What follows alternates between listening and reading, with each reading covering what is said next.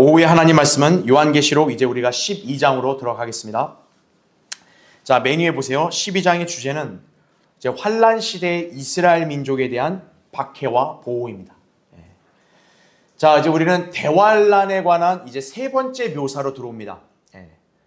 그 전까지가 이제 우리가 일곱 봉인, 일곱 나팔을 봤다면 이제 세 번째는 어떤 측면으로 대환란을 묘사하냐면 적그리스도의 활동에 관해서 초점을 맞춥니다. 자, 적그리스도가 어떤 활동을 하느냐? 당연히 세상을 지배하고 통치하겠죠? 그리고 더 중요한 게 뭐냐면 바로 이 환란 때 적그리스도는 이스라엘을 어마어마하게 박해할 거란 얘기죠. 그러니까 사실은 어떻게 보면 이건 이미 정해진 거예요.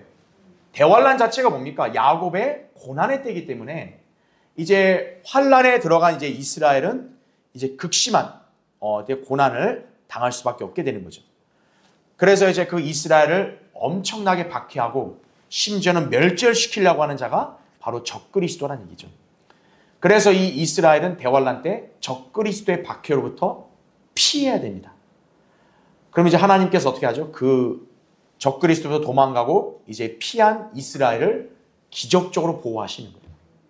바로 그와 관련된 예언이 여기 12장에 제시가 되어 있다라고 보시면 됩니다. 그래서 비록 이스라엘이 고난과 박해 속에 있지만 하나님께서는 그런 이스라엘을 완전히 진멸시키는 게 아니라 그들은 그 고난을 통과하는 가운데서 하나님이 지키고 보호하신다는 얘기죠. 자, 우리가 그런 놀라운 어떤 손길을 여기 12장에서 이제 볼 수가 있습니다. 자, 이제 거기 주요 내용을 보시면 12장 1절부터 6절까지는 환란 시대 이스라엘 민족에 관한 설명이 나오고요. 그 다음에 7절부터 12절은 이제 하늘에서 쫓겨나는 사탄입니다.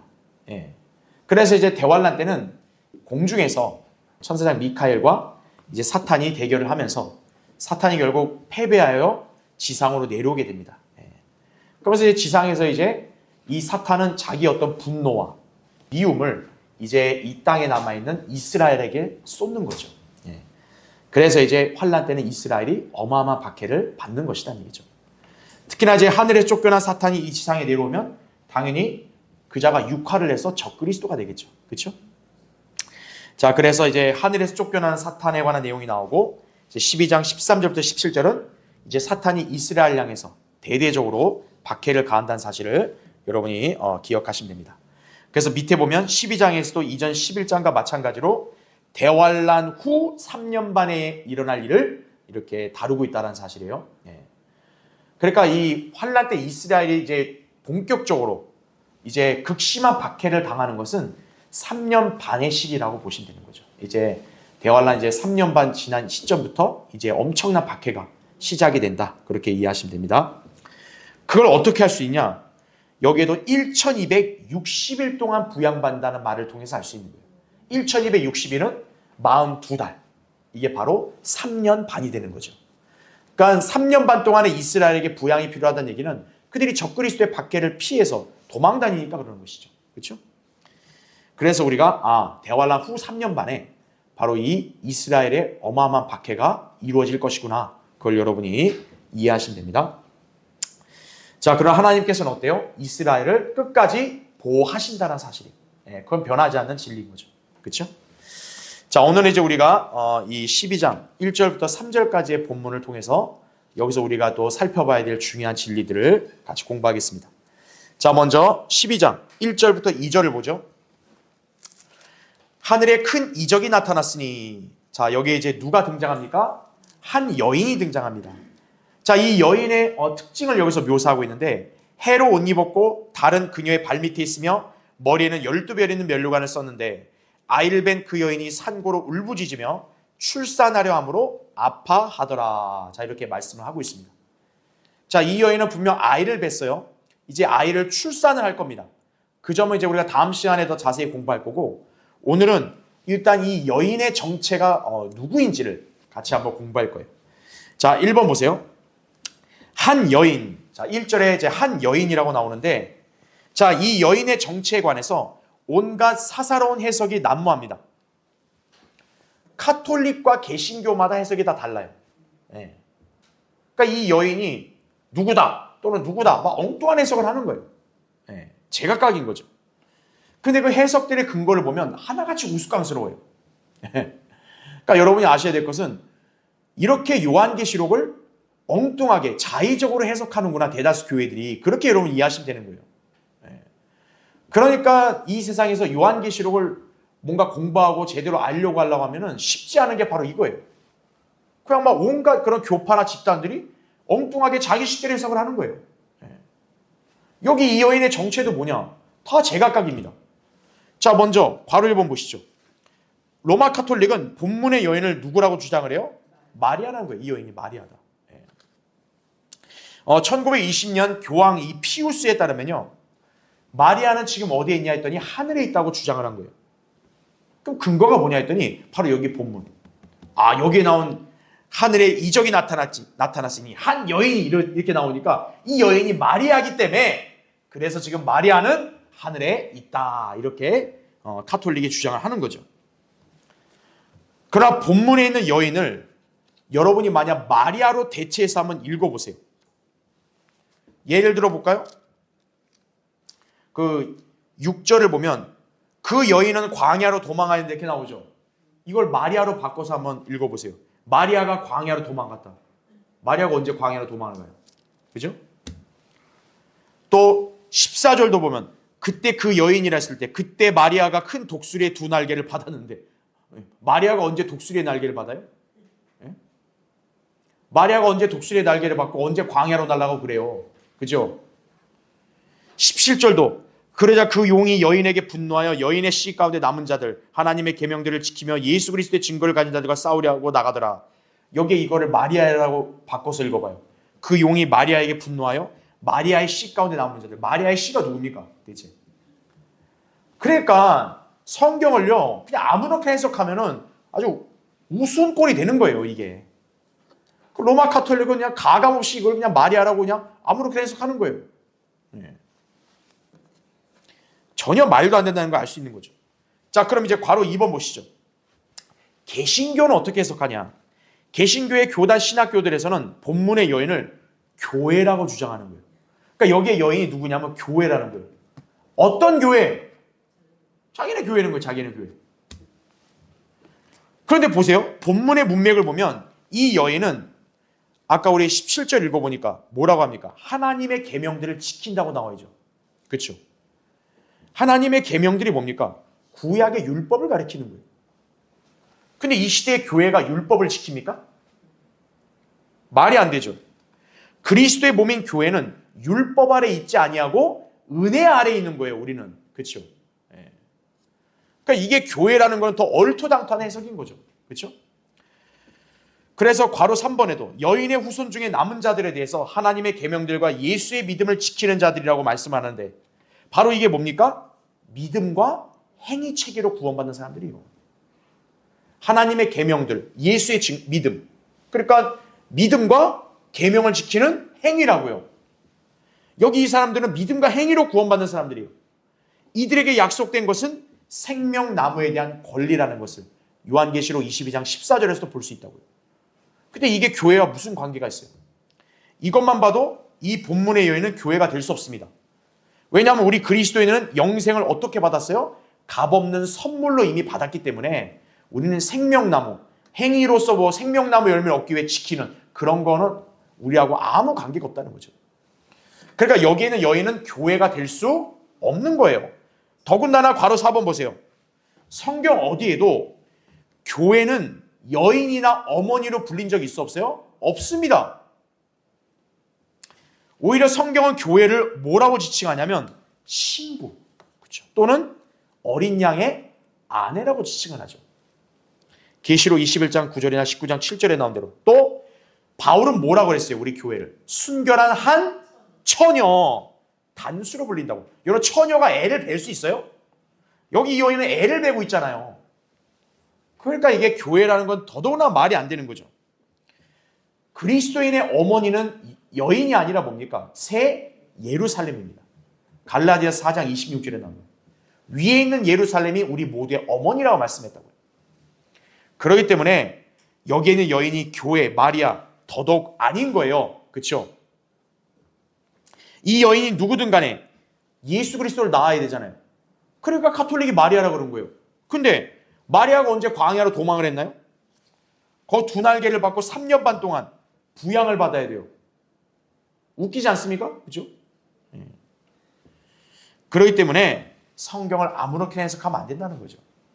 성경은 오직 무엇으로 해석해야 돼요? 성경으로 해석을 해야 돼요. 여기에 이 여인의 정체를 올바르게 알고 싶다면 이 여인에 관한 묘사를 성경을 다른 것과 비교해서 입증이 돼야 되는 거예요. 이 여인의 특징이 뭡니까? 해로 옷 입었고 달이 발밑에 있고 머리에 12별 있는 면류관 썼다 그랬죠. 특징이 뭡니까? 해와 달과 12별들이에요. 해와 달과 12별이 상징하는 인물이 누군지를 성경에서 찾아가지고 이렇게 비교해서 일치돼야 우리가 그 사람의 정체를 규명할 수 있는 거죠. 그럼 여기에 있는 여인도 뭡니까? 해와 달과 12별들로 상징되는 인물이라는 사실을 우리가 알 수 있는 거죠. 그렇죠?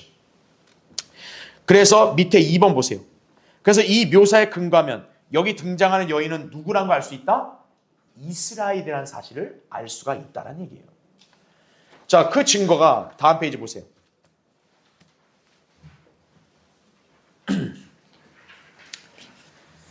자, 메뉴에 제가 거기다 기재해놨죠. 창세기 37장 9절 10절이 나옵니다. 자, 이 말씀은 지금 어떤 장면을 묘사하냐면 요셉이 꿈을 꿔요. 그 꿈의 내용을 지금 가족들에게 얘기하는 거예요. 자, 그래서 거기 37장 9절 10절을 보면 그가 또 다른 꿈을 꾸고 그의 형들에게 이야기하여 말하기를, 형들한테 꿈을 얘기한 거예요. 보소서 내가 또 꿈을 꾸었는데 보소서 잘 보세요. 뭐가 등장해요? 해와 달과 11개의 별들이 4개의 경의를 표하더이다 하며 이렇게 나오죠. 그래서 그가 그 꿈을 그의 아비와 형제들에게 이야기했더니, 자, 그의 아비는 야곱이잖아요. 야곱이 그걸 꾸짖어 그에게 말하기를 네가 꾼 이 꿈이 무엇이냐? 그럼 잘 보세요. 야곱이 이걸 어떻게 이해했는지, 나와 네 어미와 네 형제들이 참으로 가서 땅에 엎드려 내게 절하겠느냐 하더라 말씀하는 거죠. 이게 바로 성경을 해석하는 거 아니겠어요? 지금 요셉이 꿈을 꿨을 때 나온 장면은 해, 달, 11개 별이 요셉에게 절한다는 거예요. 그럼 만약 그 11개 별에 요셉이 들어가면 별이 몇 개인 거예요? 12개인 거죠. 그렇죠? 야곱은 이 꿈을 어떻게 이해하는 거예요? 거기 있는 해와 달과 별들을 자기와 자기 아내와 그 다음에 자기 자식들로 해석을 하잖아요. 그렇기 때문에 바로 본문에 해와 달과 별들로 치장되어 있는 이 여인의 정체는 누구라는 걸 알 수 있는 거예요? 이스라엘이라는 걸 알 수 있는 거예요. 이렇게 우리는 성경을 문자적으로 해석을 해야 되는 거예요. 그래야 오류에 빠지지 않게 되고, 그래야 성경 해석에 일관성이 있는 거예요. 그 대다수 교회들은 이렇게 선명하게 나오는 것도 제대로 이해하지 못하고 엉뚱하게 해석을 하는 거죠. 넘겨짚긴 하고. 그렇죠? 자, 그럼 이제 괄호 2번 보시죠. 이 여인은 특징이 뭡니까? 여기 계시록에 지금 설명된 예언에 따르면 붉은 용의 박해를 받아요. 그렇죠? 그렇게 해서 지금 어디로 도망합니까? 광야로 도망하게 됩니다. 거기에서 하나님의 부양을 받게 되는 거예요. 자, 이는 마치 제가 밑줄을 친 거 잘 보세요. 이스라엘이 이집트에서 출애굽한 후 광야로 들어간 것과 같다라는 거죠. 그렇죠? 광야에 거했던 민족이 누구예요? 이스라엘입니다. 이스라엘이 언제 광야에 들어갔어요? 출애굽하고 나서 광야에 들어갔죠. 그렇죠? 예. 자, 하나님께서 이스라엘이 이집트에서 어떤 모습으로 나올지를 말씀하셨어요. 바로 어떻게 인도하신다고 그랬어요? 독수리의 날개 위에 엎혀서 인도된다 이거죠. 예. 이스라엘 백성을 하나님께서 어떻게 이동시켰어요? 날개로. 그렇죠? 지금도 여기 이 여인에게 뭐가 주어져요? 날개가 주어지죠. 그렇기 때문에 우리는 여기서 이 여인이 누구란 걸 단정할 수 있어요? 이스라엘이라는 걸 단정할 수 있는 거예요. 예. 바로 지금 대환란 때 있는 이스라엘을 가리킨다는 거죠. 바로 그 이스라엘이 지금 어떻게 합니까? 이제 어마어마한 박해와 고난을 받고 광야로 도피하고 있는 거예요. 예. 자, 밑에 보세요. 호세아 2장 거기 14절 15절 이렇게 나오죠. 내가 그녀를 꿰어, 자, 어디로 데려간대요? 광야로 데려가서 그녀에게 위로하여 말하리라. 거기에서 그녀에게 그녀의 포도원을 주고 악홀 골짜기로 소망의 문을 삼으리니 그녀가 거기에서 그녀의 젊은 시절처럼, 그 다음 잘 보세요. 또한 그녀가 어떻게 해요? 이집트 땅에서 올라오던 날처럼 노래하리라 이거죠. 자, 이들이 광야로 간 것은 마치 이스라엘 백성이 이집트에서 나온 것과 같은 유형이라는 사실을 여기서 설명하고 있는 거예요. 그러니까 여기 있는 여인이 왜 이스라엘 수밖에 없냐면 대환란 때 고난과 박해를 피해서 광야로 간단 말이죠. 그렇죠? 바로 광야로 이렇게 이동했던 민족이 이스라엘이었잖아요. 그렇죠? 그렇기 때문에 우리는 여기서 이 여인이 이스라엘이라는 것을 알 수 있는 거죠. 그래서 그 이스라엘을 하나님께서 어떻게 인도하시는지를 그 밑에 신명기 32장 11절에 이렇게 묘사합니다. 마치 독수리 한 마리가 제 보금자를 휘젓고 자기 새끼들 위에 날개를 퍼덕이며 그 날개를 펴서 새끼들을 받아 자기 날개 위에 새끼들을 엎는 것 같이 이렇게 나오죠. 그러니까 하나님께서 어때요? 이스라엘을 그렇게 보호하셨다는 거죠. 독수리가 새끼들을 날개 위에 얹혀서 인도하듯이 하나님께서 이스라엘 백성을 광야로 그렇게 인도하셨다는 얘기죠. 안전하게. 그렇죠? 이집트로부터 출애굽시켜서. 그렇죠? 자, 그렇기 때문에 우리는 여기서 무엇을 엿볼 수 있는 거예요? 여기 12장의 이 여인은 그 옛날 하나님께서 출애굽시켜서 광야에까지도 그들을 인도하시고 안전하게 지켜주셨던 바로 이스라엘을 그것을 연상하게 하는 것이죠. 그래서 괄호 3번의 본문의 여인은 이스라엘임이 성경적으로 입증이 된다는 얘기죠. 그러니까 여러분이 12장을 공부할 때는 어떻게 이해하면 돼요? 이거는 대환란 때 이스라엘을 다룬다. 그렇게 이해하시면 되는 거예요. 자, 밑에 3번을 보세요. 자, 대환란의 후 3년 반 동안 이스라엘은 광야에 들어가 보호를 받아요. 이는 마치 이스라엘이 과거에 출애굽한 이후 광야에 들어간 것과 같은 이치입니다. 다시 말해서요. 출애굽기, 민수기, 신명기의 출애굽 여정의 일들이 대환란 때 다시 어떻게 되는 거예요? 반복이 되는 거예요. 자, 밑에 괄호 1번 보세요. 하나님께서는 광야에서 이스라엘을 만나로 먹이셨습니다. 이와 같이 대환란 때도 하나님께서는 그들을 먹이시며 부양하실 것이라는 얘기죠. 거기 계시록 12장 6절에도 그렇게 나오잖아요. 그렇죠? 그녀가 광야에 있는 자기 처소로 날아가서 그러면서 뭐라 그래요? 1260일 동안 부양하도록 하나님께서 그녀를 위하여 마련해 놓으신 곳이 있더라 이렇게 말씀하죠. 그렇죠? 그리고 12장 14절에도 한때와 두때와 반때를 부양받으려 함이더라 이렇게 나옵니다. 한때, 두때, 반때가 얼마예요? 기간이? 3년 반이 되는 거죠. 그러니까 하나님께서 그들을 어떻게 부양하실까요? 광야에는 아무것도 없는데 하나님께서 이스라엘이 광야에 있을 때 무엇으로 먹이셨어요? 만나로 먹이셨죠. 바로 대환란 때도 만나로 이들을 부양하실 것이라는 점을 여기서 알려주는 거란 얘기예요. 자, 그 사실을 밑에 미카 7장 14절 15절에 이렇게 말씀하죠. 주의 백성을 주의 지팡이로 먹이소서 칼멜의 한가운데 삼림 속에서 외로이 거하는 주의 유업의 양떼를 먹이소서 옛날처럼 바산과 길앗에서 그들을 먹이소서. 그 다음 잘 보세요. 이게 뭐와 똑같다 그래요? 이집트 땅에서 내가 나오던 날들과 같이 내가 그에게 놀라운 일들을 보여주리라 말씀하는 거죠. 이스라엘 백성이 이집트에서 나왔을 때 바로 그들이 16장, 출애굽기 16장 보면 배고프다 했단 말이에요. 그러니까 하나님께서 어떻게 해요? 만나를 내려 그들을 먹이셨죠. 그게 하나님이 그들을 부양하신 방법이에요. 그것처럼 지금 여기 계시록이 어때요? 하나님께서 그들을 3년 반 동안 부양하신다 했단 말이죠. 광야에서. 그럼 광야에서 부양하려면 어떻게 해야 돼요? 만나를 먹을 수밖에 없는 거죠. 그 옆에 그림에도 아주 잘 이렇게 묘사해 놨죠.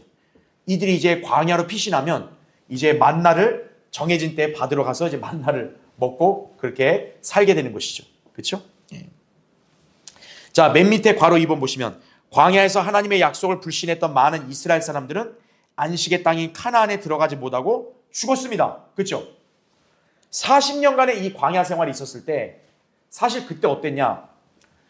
카데스 바네아에 그때 정탐꾼 보냈을 때 그들이 하나님의 약속을 굳게 신뢰하고 주님만을 바라보고 그냥 진군했으면 바로 끝났을 수도 있어요. 근데 그들은 10명의 악한 정탐꾼들의 보고를 듣고 하나님의 약속을 불신해버렸죠. 오히려 반역을 해버렸죠. 여호수아 칼렙을 제외하고는. 결국 하나님께서 어떻게 했습니까? 여호수아 칼렙과 20세 이하 어린 세대들을 제외하고는 광야에 싹 다 죽게 하신 거죠. 다시 말해 그들은 안식의 땅이라는 카나안에 들어가지 못한 거죠. 그런 면에서 그들은 구원을 받지 못했다라는 것을 우리가 알 수 있는 거예요. 그럼 왜 그런 일이 있었느냐? 바로 하나님께서는 앞으로 있을 일을 예표로 보여준 거예요. 광야에서 하나님의 약속을 끝까지 믿지 않은 그 이스라엘 조상들은 죽었죠. 안식으로 못 들어갔죠. 마찬가지로 환란에 들어간 이스라엘 백성들 중에서 믿음과 행위로 끝까지 구원을 지키지 못한 사람들은 천년왕국에 들어가지 못하게 되는 거죠. 그렇죠. 바로 그 사실을 이렇게 보여주는 거란 얘기죠. 그래서 다음 페이지 보세요. 그게 바로 거기 히브리서 3장 15절부터 19절 나온 말씀입니다. 말씀에 이른 바와 같이 오늘 너희가 그의 음성을 듣거든 경노의 때와 같이 너희 마음을 완악하게 하지 말라 하셨으니 이는 어떤 자들이 말씀을 들을 때 경노케 하였음이라. 이렇게 나오죠. 바로 이 말씀이 뭐냐면 그때 광야에 있던 이스라엘 조상을 빗대어서 하신 말씀입니다. 그들처럼 너희들도 완악해서 하나님의 말씀을 거역하면 너희들은 멸망한다는 얘기예요. 그게 왜 히브리서에 등장하냐? 바로 그 히브리서가 환란 때 히브리인들에게 적용되는 교리서이기 때문에 그런 거예요. 그래서 여기에 지금 12장에 이 여인이 왜 하필 광야로 피신을 하고 하나님께서 왜 이 여인을 광야에서 부양하시냐? 바로 이게 출애굽 때 이스라엘 백성이 출애굽해서 광야에서 부양받았던 바로 그러한 일이 반복될 것을 여기서 알려주는 거예요. 그러니까 여기에 12장은 이스라엘일 수밖에 없는 거예요. 교회가 아닌 거예요. 그래서요. 자, 그래서 거기도 계속 읽어보면 복음을 전해드는 것은 그들이나 우리나 마찬가지나. 그러니까 보세요. 여기 히브리서 기자는 복음을 전해들은 게 그들, 우리 딱 구분하죠. 그들이면 누구겠어요? 광야에 있던 조상들이고 우리는 뭐겠어요? 환란 때 히브리인들인 거예요. 그들이나 우리나 마찬가지다 이거예요. 근데 전파된 말씀이 그들에게 유익을 주지 못한 것은 그것을 들은 자들이 믿음을 결합시키지 못했기 때문이라. 바로 뭐냐면 그 말씀을 믿었다면 그대로 그걸 순종하는 행위가 따라야 되는데 그러질 못했다는 얘기죠. 그래서 환란 때 이스라엘도 어떤 거예요?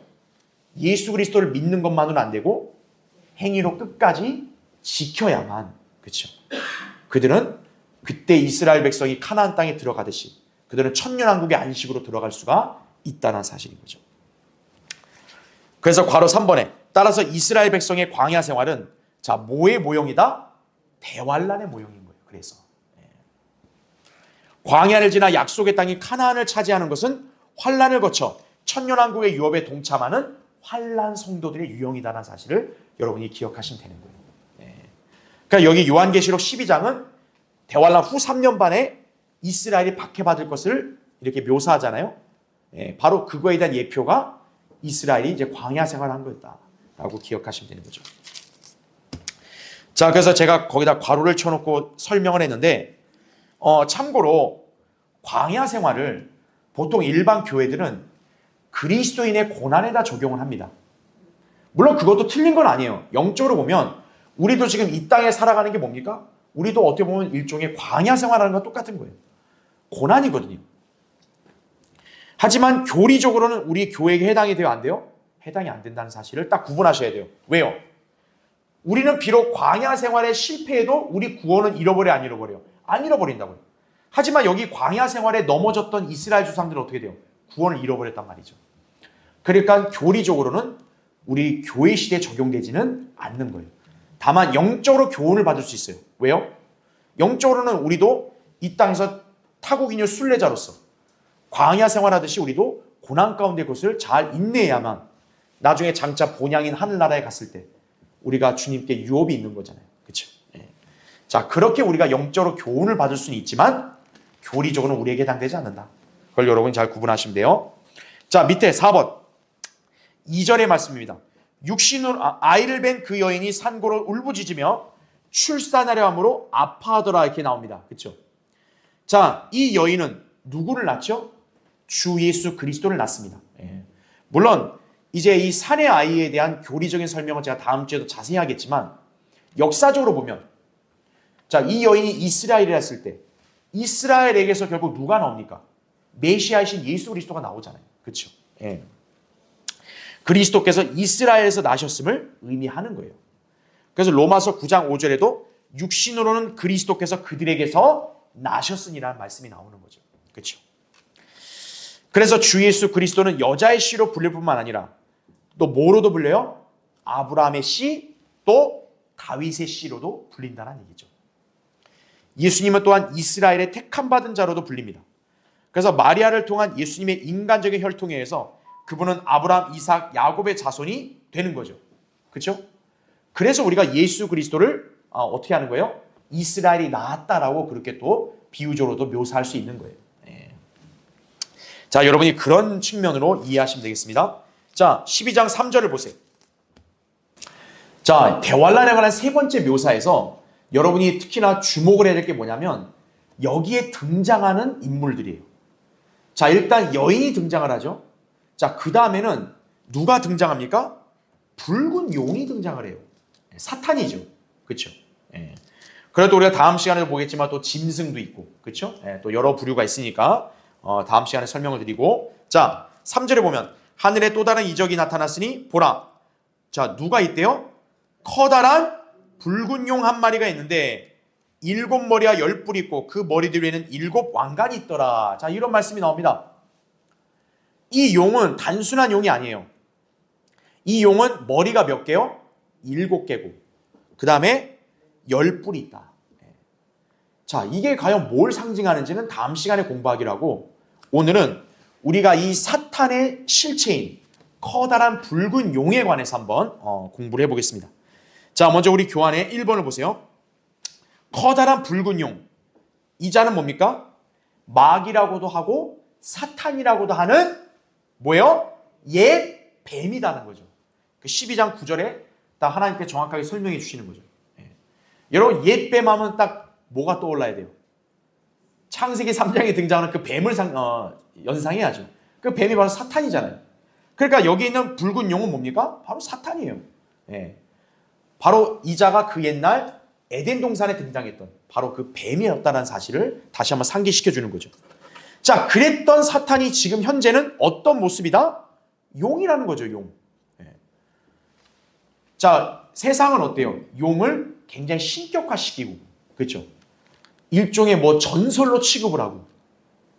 자, 그게 뭐냐면 용의 실체를 믿지 않는 거거든요. 근데 여러분은 아셔야 됩니다. 용은 당연히 실제 있는 겁니다. 바로 이 붉은 용이 사탄이라는 거죠. 예. 그러니까 여러분은 이 사탄의 정체를 정확히 아셔야 돼요. 붉은 용. 그의 이름을 뭐라고 합니까? 리비아단이라고 하죠. 리비아단. 그렇죠? 자, 우리가 그 사실에 대해서 공부할 건데요. 자, 먼저 괄호 1번 보세요. 여러분, 사탄은 특징이 뭐냐면 자기 자신이 드러나는 걸 싫어해요. 그러니까 사탄은 늘 자기 실체를 감추려고 합니다. 그래서 자기의 정체인 이 용을 가리기 위해서 히랍과 이 중국의 신화 기록자들은 용들이란 말 쓰는 거예요. 용들. 그렇게 함으로써 어때요? 죄인들이 성경에서 용을 보면 그냥 신화 속에 나오는 괴물로 취급해버리는 거죠. 그래서 오늘날 일반 사람들도 용하면 딱 어떻게 생각해요? 상상해서 그리잖아요. 이 용이 이렇게 있다. 그렇죠? 네. 그래서 용을 소재로 한 그런 만화 영화들 많잖아요. 그렇죠? 그게 뭐냐면 용의 실체를 믿지 않게 하려는 거예요, 사람들이. 야, 용 그거 만화에 나오는 거잖아. 막 이런 거죠. 그렇죠? 야, 용 그거는 소설에 나오는 거잖아. 전설이잖아. 용이 세상에 어딨니? 이렇게 만드는 거죠. 그게 바로 사탄이 자신의 정체를 감추려는 수작인 거예요. 네.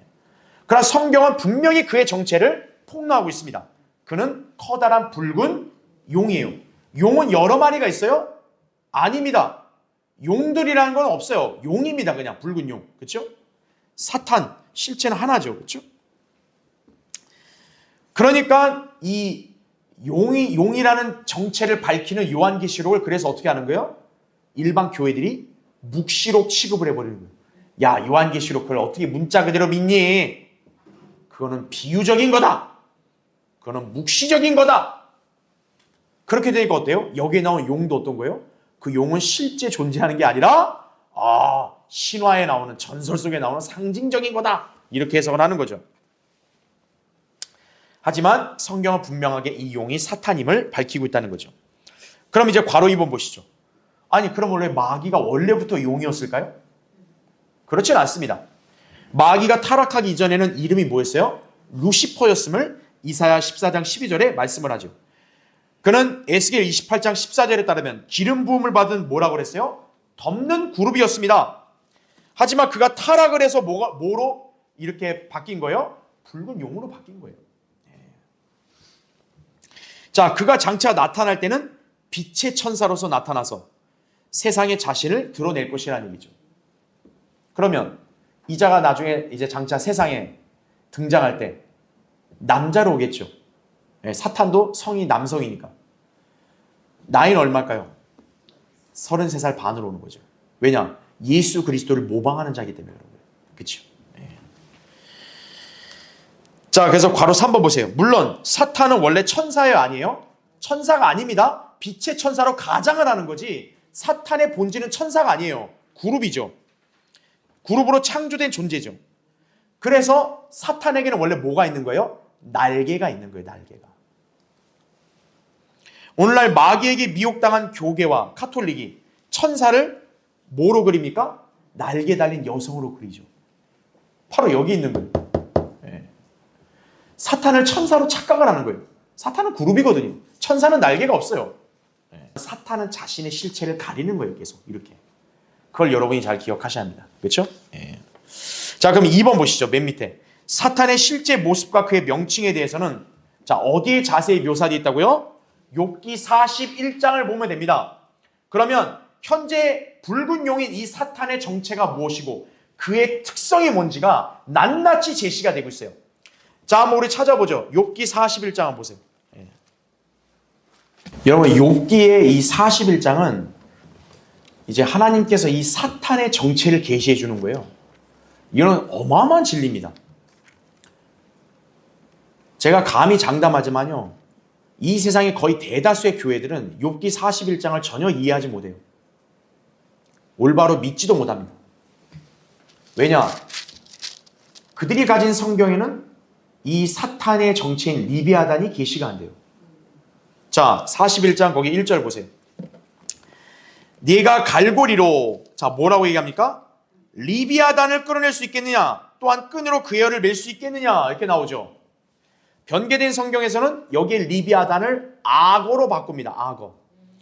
네가 갈고리로 악어를 끌어낼 수 있겠느냐? 할 수 있죠. 아니, 하나님 왜 그러세요? 다 할 수 있죠. 악어 깨면 깰 수 있어요. 안 그래요? 국제표준성경 백과사전은요, 악어 또는 뭐라고 규정해놨냐면 하마래, 하마. 여기 보면 네가 갈고리로 하마를 끌어낼 수 있겠느냐 이거예요. 그러니까 이거를 악어나 하마라고 대놓고 읽으니 이게 이해가 되겠어요? 이해가 안 되죠? 배교자들이나 성경을 믿지 않는 자들은 마귀의 실체를 믿지 못하는 것이에요. 짝퉁 성경의 흥정력도요, 이걸 변개시켜 놓은 거예요. 여기에 나온 명칭은 고유의 명칭입니다. 리비아단이요. 이 붉은 용의 이름이 리비아단이라는 거예요. 그래서 괄호 2번 보세요. 자, 믿으신 것만 보세요. 왜 이 자의 명칭이 리비아단이냐면 리비아단이란 단어의 히브리어 뜻이 꼬여있는, 감겨있는 이란 뜻이에요. 그래서 성경은 이 자에 관해서 뭐라고 묘사하냐면 꼬부라진 뱀이라고 묘사합니다. 꼬부라진 뱀. 잠깐 욥기 껴놓고 이사야 27장 보세요.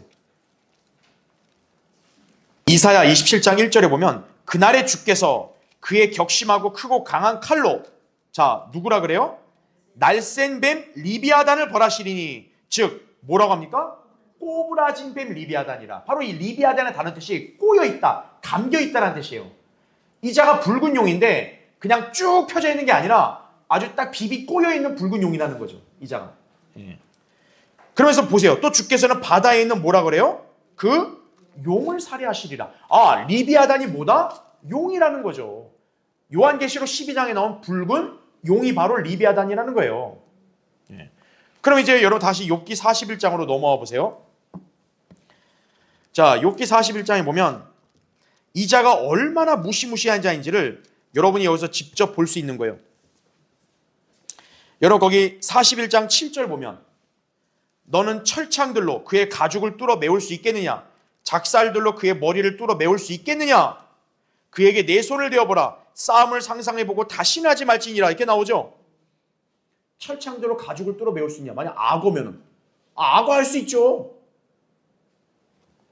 그건 악어가 아니라고 여기는 말이 안 되잖아요. 자, 그 다음에는 여러분 거기 41장 15절 보세요. 그의 비늘은 그의 뭐라고 합니까? 교만이라는 거죠. 봉한 것처럼 서로 닫혀있도다. 비늘과 비늘 사이가 너무 가까워서 그 사이로 바람도 들어갈 수 없도다. 그냥 18절 보세요. 이자가 얼마나 무시무시하냐면 그의 재채기로 인하여 어떻게 되는데요? 빛이 비치며 그의 눈은 아침에 눈꺼풀 같고 이거죠. 악어가 한번 기침해 보라 그러죠. 그 빛이 나나. 하마가 기침해 보세요. 빛이 나나. 이자가 재채기 한번 하니까 막 빛이 비친다는 거죠. 그 다음에 19절 보세요. 그의 입에서는 뭐가 나와요? 타는 등불들이 나오며. 악어 입에서 등불이 나와요? 불똥이 튄도다. 그의 콧구멍에서는 뭐가 납니까? 연기가 나오니 마치 끓는 솥이나 가마솥에서 나오는 것 같도다 이거죠. 콧구멍에서 뭐예요? 연기가 나옵니다. 바로 이 모습이 뭐와 흡사하냐? 담배와 흡사한 거예요. 담배 피는 사람은 담배 슉 하고 어때요? 슉 하면 이제 코에서 막 연기가 나오죠. 그래서 담배 피는 거는 바로 마귀와 똑같은 짓을 하는 거예요. 21절 보세요. 그의 숨결로 숯불을 피우며 화염이 그의 입에서 나오는 도다라고 말씀하고 있죠. 그 다음에 좀 내려와서 24절 보세요. 거기 24절. 그의 심장이 어떻대요? 돌처럼 단단하며 정녕 맷돌의 아래짝같이 딱딱하도다 말씀하고 그 다음 밑에 26절 보세요. 칼로 그에게 대어도 소용이 없고 창이나 단창이나 갑옷도 소용이 없도다. 그는 철을 지푸라기같이 놋을 썩은 나무같이 여기는도다 말씀하죠. 여러분 철이 얼마나 단단합니까? 근데 이 리비아단 앞에서 뭐예요? 지푸라기보다 못한 거예요. 이게 사탄입니다. 그 다음에 31절 보세요. 그는 기품을 어떻게 한대요? 솥같이 끓이며 그는 바다를 어떻게 한다고요?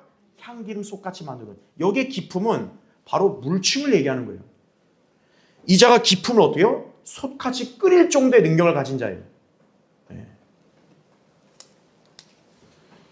그래서 계속 보세요. 32절. 그는 자기 뒤에 빛을 내는 길을 만드나니 보는 사람이 기품을 회백색이라고 생각하는도다. 땅 위에는 그같이 생긴 것이 없나니 이렇게 나오죠. 이게 바로 왜 악어와 하마가 될 수 없는지가 나오는 거예요. 그는 두려움 없이 어떻게 했다? 지음을 받았도다 이거죠. 그러니까 성경이 변개가 되면 됩니까? 안 됩니까? 안 된다는 거예요. 그래서요. 그러니까 우습게 되는 겁니다. 이게. 그러니까 이걸 악어나 하마라 해봐요. 그러니까 사람들이 얼마나 비웃겠어요. 이게 성경에 이게 앞뒤도 안 맞고 이거 그냥 웃기구나 이렇게 돼버리는 거죠. 자, 특히나 34절 마지막 보세요. 왜 이 리비아단이 붉은 용 사탄이고 악어가 될 수 없는지. 그가 모든 높은 것들을 바라보니 그가 뭐라고 합니까? 그는 모든 교만의 자식들을 다스리는 왕이니라 이거예요. 이자는 왕이에요. 왕. 자, 그래서 리비아단은 결코 악어나 하마가 아니라 커다란 붉은 용을 가리킨다는 거죠. 그래서 괄호 3번 보세요. 그래서 리비아단의 영어 낱말을 굳이 쓰려고 하면 뭐라고 쓰면 돼요? 용입니다. 용, 드래곤. 그래서 마귀가 관장하는 자들은 용을 어떻게 합니까? 굉장히 신성한 존재로 여기는 거예요.